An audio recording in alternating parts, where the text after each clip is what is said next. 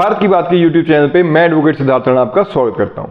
दोस्तों, आज हम बात करने जा रहे हैं कि किस प्रकार से कांग्रेस पार्टी इतनी निश्चिंत है कि वो पांचवी सियासी जंग अपनी जो है वो बिना सेना के लड़ने को तैयार है। देखो भाई, राजनीति में इस प्रकार का जो एक कल्चर है, जो एक माहौल है, जो एक आप यूं कह लीजिए रिलैक्स माहौल है, वो सिर्फ आपको कांग्रेस पार्टी में ही देखने को मिल सकता है। कांग्रेस पार्टी के जो शीर्ष पे नेता बैठे हैं, उन्हें ना तो संगठन की चिंता है, ना संगठन विस्तार की चिंता है। उन्हें अपना बढ़िया यात्रा करने में मजा आ रहा है, वो इंजॉय कर रहे हैं। वो कभी कहीं गाड़ी उठा के घूम रहे हैं, कभी कहीं घूम रहे हैं। नीचे संगठन बिल्कुल चाहे फेल हो जाए, उनको उससे कोई मतलब नहीं भाई। उनका अपना इंजॉयमेंट चलता रहना चाहिए परस्पर, और वो चल भी रहा है बहुत लंबे समय से। चलो खैर, मुद्दे पे आते हैं। आज का मुद्दा है साथियों कि हरियाणा में, आज मैं पूरे राष्ट्र के बजाय हरियाणा की बात करूंगा। हरियाणा में दो पार्टियां आजकल पिक्चर में दिखाई देती हैं, एक भारतीय जनता पार्टी और एक कांग्रेस पार्टी। भारतीय जनता पार्टी आप सबको पता है विश्व की सबसे बड़ी पार्टी है, बहुत माइक्रो लेवल मैनेजमेंट है, बहुत अच्छा संगठन है। चलो उसकी बात बाद में करेंगे, पहले हम बात करते हैं कांग्रेस पार्टी की। कांग्रेस पार्टी जिसने 10 साल हरियाणा में भारतीय जनता पार्टी से पहले लगातार 10 साल राज किया। वैसे तो बहुत लंबे टाइम इन्होंने शासन किया, लेकिन 10 साल लगातार चौधरी भूपेंद्र सिंह हुड्डा जी मुख्यमंत्री रहे और एक अच्छा बहुत लंबे टाइम तक इनका कार्यकाल चला। लेकिन 2014 से लेके 24 तक अब तक 3 प्रदेश अध्यक्ष बन चुके हैं, लेकिन ना उन प्रदेश अध्यक्षों की कभी प्रदेश की कार्यकारिणी या प्रदेश की अपनी कमेटी बनी, ना जिला अध्यक्षों की नियुक्ति हुई, और बूथ तक की तो बात ही छोड़ दें। बूथ तक की तो शायद कांग्रेस वाले अब सोचना ही छोड़ गए कि पता नहीं धरातल पे उन्हें कार्यकर्ता मिलेंगे भी कि नहीं मिलेंगे।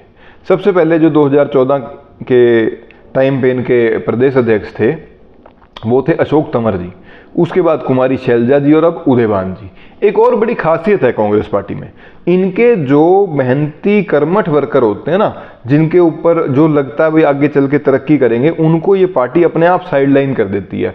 उसी प्रकार से अशोक तंवर जी को इन्होंने निगलेक्ट करके साइडलाइन करा, और वो जो है अशोक तंवर जी बहुत मेहनती धरातल से जुड़े हुए नेता थे।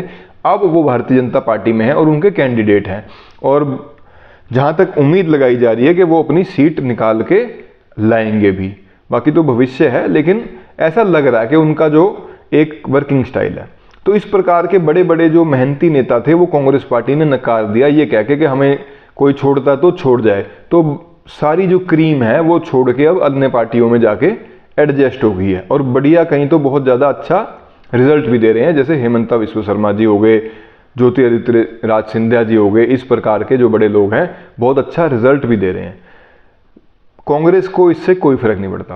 कांग्रेस जो है हरियाणा में आज भी गुटों में बटी हुई है, एसआर के ग्रुप और हुड्डा ग्रुप। एसआर के मतलब सुरजेवाला जी, शैलजा जी और किरण चौधरी जी, उधर हुड्डा ग्रुप अपना इंडिविजुअल, वो फादर सन की जोड़ी है, वो इंडिविजुअल चल रही है। तो इन गुटों में बटे हुए हैं। उदयभान जी जो अब प्रदेश अध्यक्ष है, उनको कहा जाता है भाई हुड्डा ग्रुप का व्यक्ति है।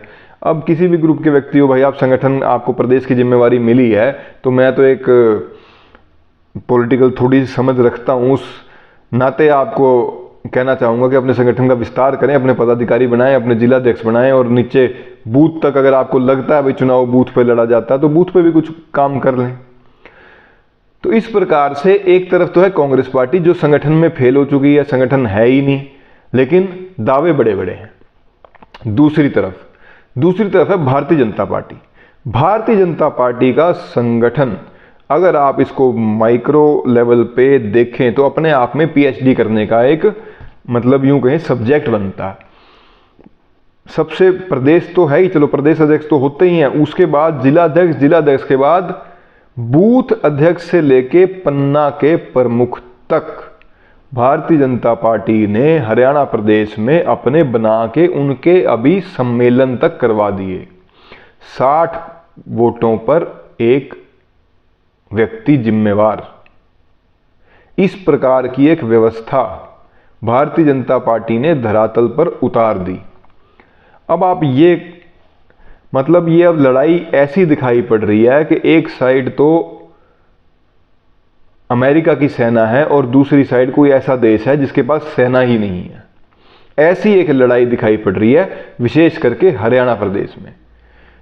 देखो, चुनाव कुछ भी हो, वेव किसी की भी हो, लेकिन जो बूथ पे लड़ाई लड़ता है संगठन का व्यक्ति, वो ही संगठन को जिता के ऊपर लेके आता है, वो ही पार्टी को जो रुख बदलने का काम करता है वही व्यक्ति करता है।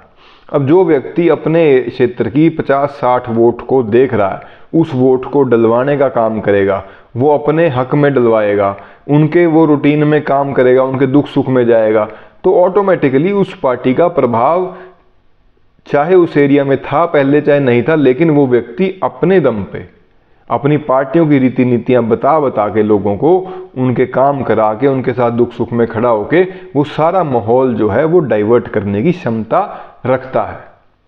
लेकिन कांग्रेस पार्टी को इससे कोई फर्क नहीं पड़ता। इतनी पुरानी पार्टी होने के बावजूद भी साथियों जो नई पार्टियां बनी हैं, जैसे जेजेपी होगी, INLD तो खैर पुरानी होगी, लेकिन जेजेपी, आप पार्टी, इनके भी संगठन हरियाणा प्रदेश में सुचारू रूप से बने हुए हैं। बट कांग्रेस पार्टी एक ऐसी सेना जिसके पास अकेला सेनापति है, लेकिन पीछे खड़े होने वाले सिपाही उसके पास है ही नहीं, और वो फिर भी युद्ध में जाने को बेचारा तैयार है, क्योंकि हाईकमान ने कह रखा तो युद्ध में जाना ही है। अब नतीजा कुछ भी हो भगवान जानता।